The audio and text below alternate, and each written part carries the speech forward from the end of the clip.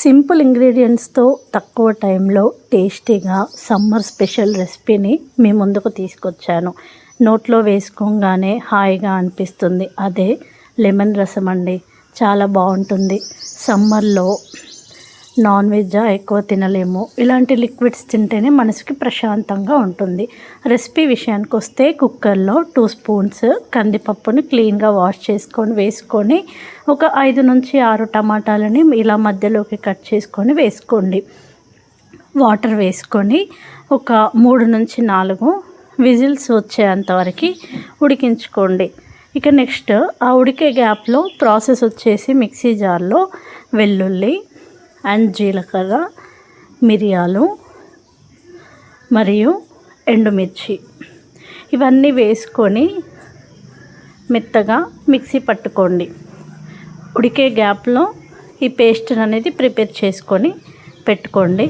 ఇక ఈ రెసిపీ విషయానికి వస్తే అప్పడాలు వేయించుకొని వేడివేడి అన్నంలో ఈ లెమన్ రసంని వేసుకొని తినండి. టేస్ట్ చాలా బాగుంటుంది. మీరు ఈ ప్రాసెస్లో ఈ లెమన్ రసం ట్రై చేయండి, బాగుంటుంది. ఇక 3 నుంచి 4 విజిల్స్ వచ్చేంత వరకు ఉంచుకొని స్టవ్ ఆఫ్ చేసేసుకొని పొట్టును తీసేసి పక్కన పెట్టుకోండి. పొట్టును తీసేసుకొని పక్కన పెట్టేసిన తర్వాత పప్పుని, టమాటోస్ని పూర్తిగా స్మాష్ చేసుకోండి. నేను వీడియోలో చూపిస్తున్నట్టుగా స్మాష్ చేసుకోండి. ఎప్పుడైనా ఫ్రై కర్రీస్ చేసుకున్నప్పుడైనా ఈ రెసిపీ చేసుకోండి. టేస్ట్ చాలా బాగుంటుంది. ఎప్పుడైనా ఫ్రై కర్రీస్ చేసుకున్నప్పుడైనా, లేదంటే సమ్మర్ కదా, ఫ్రై కర్రీస్ పెద్దగా తినలేము, నాన్ వెజ్ తినాలి అనిపించదు. అలాంటప్పుడు ఇలాంటి రసం చేసుకొని అప్పడాలు వేసుకొని తిన్నామంటే టేస్ట్ బాగుంటుంది. ఇలా మెత్తగా స్మాష్ చేసుకున్న తర్వాత సరిపడా వాటర్ వేసుకోవాలి. ఇందులోనే వాటర్ వేసుకొని పక్కన పెట్టేసుకోండి. ఇక సమ్మర్ స్పెషల్ రెసిపీస్ కూడా మన ఛానల్లో ఉన్నాయండి.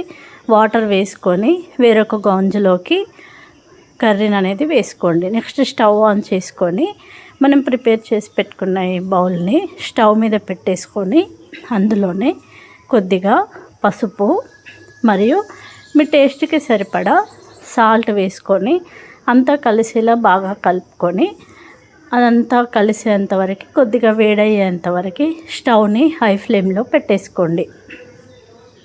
హై ఫ్లేమ్లో పెట్టుకున్న తర్వాత ఇలా నురుగు అనేది వచ్చేంత వరకు ఫుల్ పెట్టేసుకొని తర్వాత స్టవ్ని మీడియం ఫ్లేమ్లోకి టర్న్ చేసుకొని మనం ప్రిపేర్ చేసి పెట్టుకున్న ఎండుమిర్చి పేస్ట్ ఉంది కదా, అది ఈ చారులోకి వేసుకోండి. అంతా కలిసేలా బాగా కలుపుకోండి. మన ఛానల్లో సమ్మర్ రెసిపీస్ కూడా చాలా ఉన్నాయండి. సమ్మర్ రెసిపీస్ అన్నీ డిస్క్రిప్షన్లో లింక్స్ అన్నీ ఇస్తాను, ఒకసారి చెక్అవుట్ చేయండి. పేస్ట్ వేసుకున్న తర్వాత ఇందులోనే 4 నుంచి 5 పచ్చిమిర్చి, కరివేపాకు మరియు కొత్తిమీర వేసుకొని అంతా కలిసేలా బాగా కలుపుకోండి. అంతా కలిసేలా బాగా కలుపుకున్న తర్వాత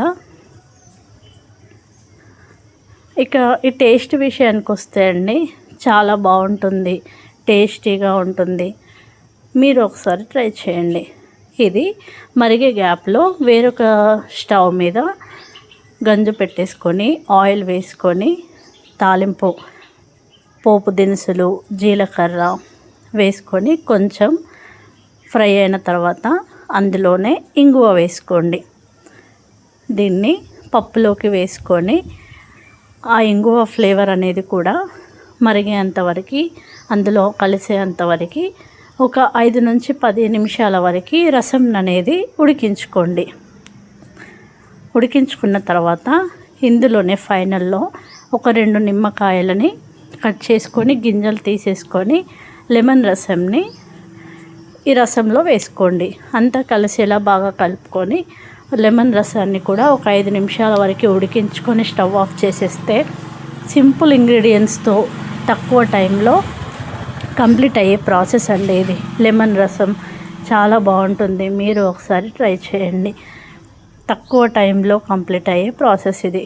ఎక్కువ కష్టం లేకుండా ఉంటుంది. కడుపుకి కూడా ప్రశాంతంగా హాయిగా అనిపిస్తుంది. ఈ రసం టేస్ట్ అంత బాగుంటుంది. మీరు ఒకసారి ట్రై చేసి ఎలా వచ్చింది అనేది కామెంట్ బాక్స్లో మెన్షన్ చేయండి. నా వీడియో కనుక మీకు నచ్చితే లైక్ చేయండి. ఇలాంటి మరెన్నో ఇంట్రెస్టింగ్ వీడియోస్ కోసం మన ఛానల్ని ఫాలో అవ్వండి. Thank you so much.